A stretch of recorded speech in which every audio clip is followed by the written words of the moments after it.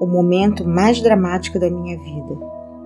A virada veio de repente, no outono de 1927, mais de um ano após o incidente de Kenton. Deixei a casa em uma noite e caminhei para o prédio da escola pública que se situava no topo de uma montanha acima da cidade. Eu havia chegado a uma decisão de lutar contra tudo aquilo antes que a noite acabasse. Comecei a caminhar em volta do edifício, tentando forçar meu cérebro confuso a pensar com clareza. Devo ter dado centenas de voltas ao redor do prédio antes que qualquer coisa que se assemelhasse a um pensamento organizado pudesse cruzar minha mente. Enquanto caminhava, repetia constantemente para mim mesmo: existe uma saída e vou achá-la antes de voltar para casa. Devo ter repetido essa frase 1000 vezes. Além disso, estava decidido a fazer exatamente o que eu estava dizendo a mim mesmo. Estava totalmente desgostoso comigo mesmo, mas ensaiei uma esperança de salvação. Então, como um raio que cai de um céu claro, uma ideia explodiu em minha mente com tal força que o impulso fez com que o meu sangue subisse e descesse das minhas veias de uma forma abrupta. Este é o seu período de teste. Você foi reduzido à pobreza e humilhado para que pudesse ser forçado a descobrir o seu outro eu. Pela primeira vez em anos, recordei que o Sr. Carnegie dissera sobre esse outro eu. Nesse momento, lembrei-me de que ele havia dito que eu descobriria esse outro eu, e no final do meu trabalho de pesquisa pelas causas de fracasso e sucesso, e ainda recordei que ele disse que a descoberta normalmente viria como resultado de uma emergência, quando homens são forçados a mudar os seus hábitos e pensar formas de sair da dificuldade. Continuei caminhando ao redor da escola, só que agora eu estava flutuando, inconscientemente. Parecia saber que estava para ser liberado da prisão que havia feito a mim mesmo. A partir desse momento, me dei conta de que essa grande emergência havia me trazido uma oportunidade, não somente para descobrir o meu outro eu, mas também para testar a eficácia da filosofia do sucesso que eu havia ensinado a outros como sendo algo palpável e realizável. Brevemente, eu saberia se ela funcionaria ou não. Tomei a decisão de que, se ela não funcionasse, eu queimaria todos os manuscritos e nunca mais me sentiria culpado por tentar provar aos outros que eles eram os mestres de seus destinos, os capitães de suas almas. A lua cheia estava recém cobrindo o topo da montanha. Eu nunca a havia visto brilhar tão intensamente antes. Enquanto a estava contemplando, outro pensamento cruzou a minha mente. Você tem mostrado às outras pessoas como dominar o medo e como sobrepujar as dificuldades que surgem nas emergências da vida. De agora em diante, você pode falar com autoridade, porque está a ponto de superar as suas próprias dificuldades, com coragem e objetivo, resoluto e destemido. Com esse pensamento veio uma mudança na química do meu ser, que me elevou a um estado de euforia que eu nunca havia experimentado. Meu cérebro começou a clarear e o estado de letargia no qual ele se encontrava começou a passar. A minha razão passou a trabalhar novamente. Por um breve momento, estava feliz pelo privilégio de passar por longos meses de tormento, já que a experiência me ofereceu a oportunidade de testar a eficácia dos princípios de sucesso, os quais eu vinha pesquisando de forma inexorável. Quando esse pensamento surgiu, parei, uni os meus pés, saudei, eu não sabia o que ou quem, e fiquei rigidamente em estado de meditação por muitos minutos. Isso parecia de início, uma atitude boba, mas enquanto eu estava lá, de pé, naquele estado, outro pensamento cruzou minha mente em forma de uma ordem, que era tão breve e instantânea quanto uma ordem dada por um comandante militar a um subordinado. A ordem dizia: amanhã entre no seu carro e dirija até a Filadélfia. Lá você receberá ajuda para publicar a sua filosofia de sucesso. Não havia nenhuma forma de explicação e qualquer tipo de modificação da ordem. Tão logo a recebi, caminhei de volta para casa, fui para a cama e dormi profundamente, com uma paz de espírito tal que não experimentava havia mais de um ano. Quando acordei na manhã seguinte, me levantei da cama e imediatamente comecei a fazer as malas para a viagem a Filadélfia. Minha razão me dizia que eu estava embarcando numa missão sem sentido. Quem eu poderia conhecer na Filadélfia que pudesse me ajudar financeiramente a publicar 8 volumes de livros a um custo de $25.000? Eu me questionei. Instantaneamente, houve em minha mente a resposta para essa questão, de forma tão clara como se as palavras tivessem sido ditadas em meu ouvido. Você agora está seguindo ordens em vez de ficar fazendo perguntas. O seu outro eu estará no comando durante toda essa viagem.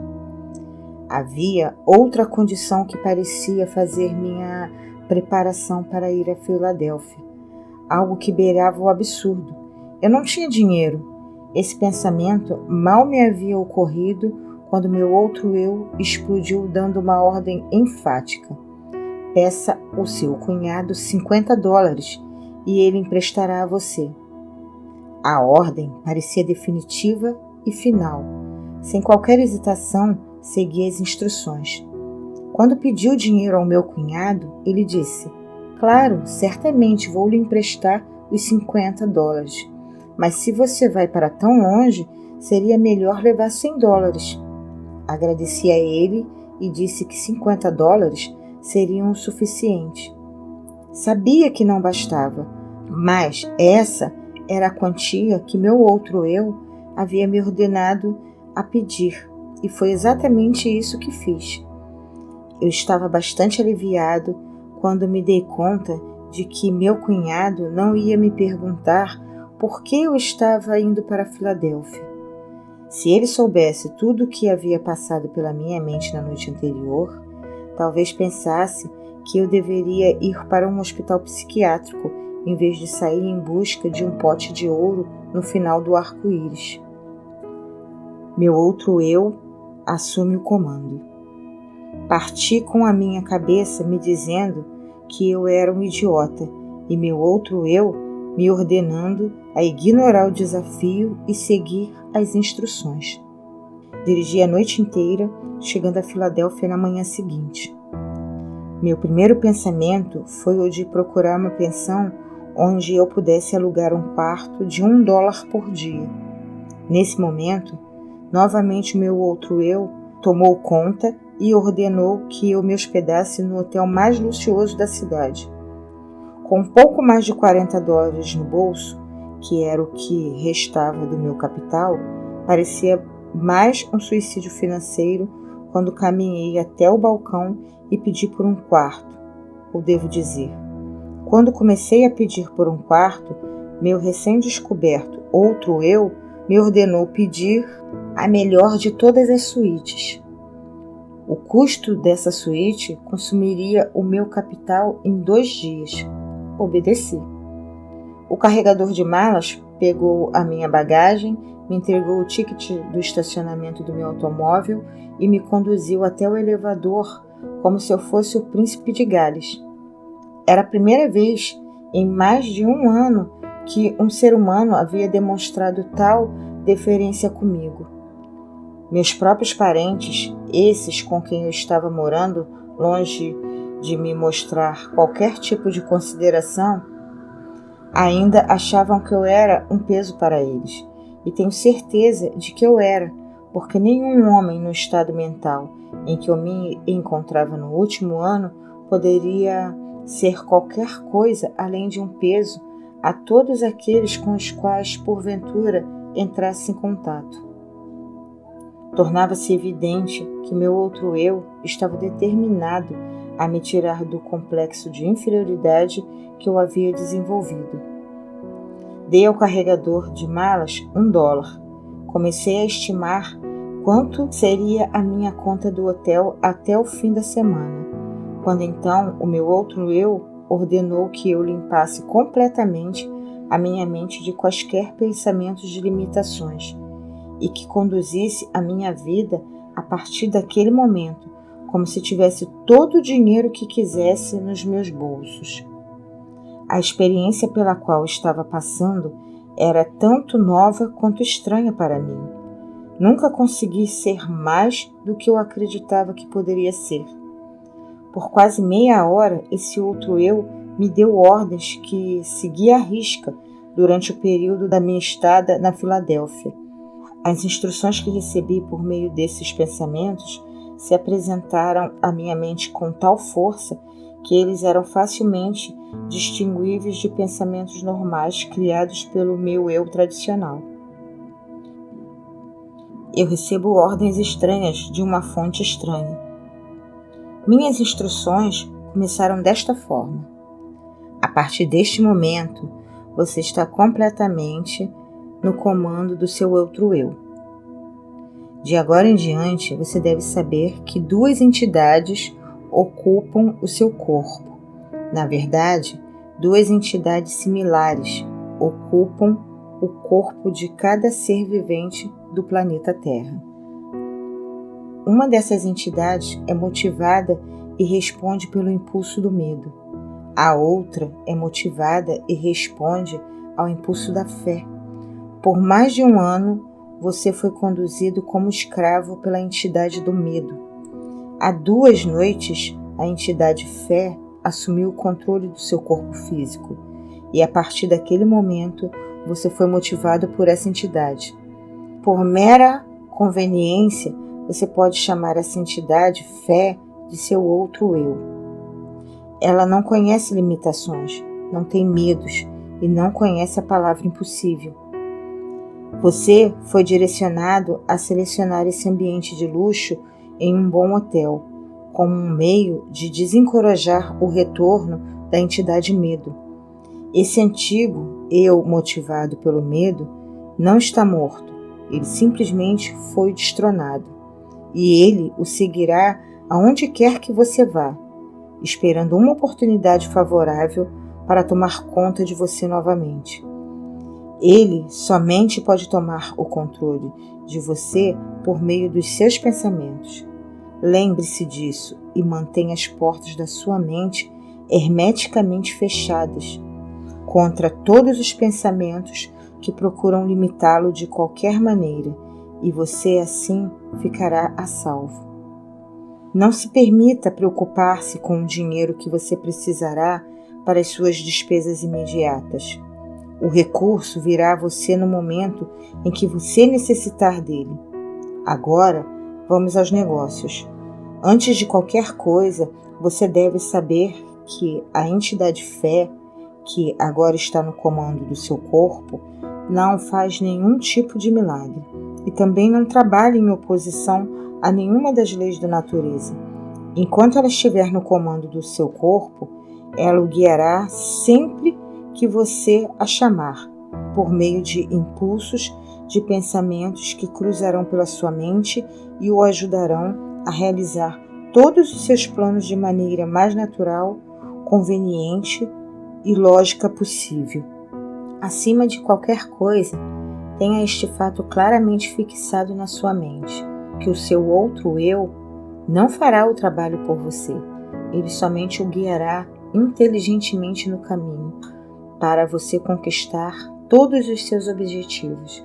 Esse outro eu o ajudará a transformar todos os seus planos em realidade. Além disso, você deve saber que ele começa sempre com o seu maior ou mais pronunciado desejo. Neste momento, o seu maior desejo, aquele que o trouxe até aqui, é publicar e distribuir os resultados da sua pesquisa nas causas de sucesso e fracasso. A sua estimativa é de que serão necessários aproximadamente $25 mil. Entre os seus conhecidos, há um homem que estará disposto a investir o capital necessário. Comece de uma vez a imaginar e focar no nome de todas as pessoas do círculo de conhecidos que poderiam, de alguma maneira, ser induzidas a fornecer a ajuda financeira de que você está precisando.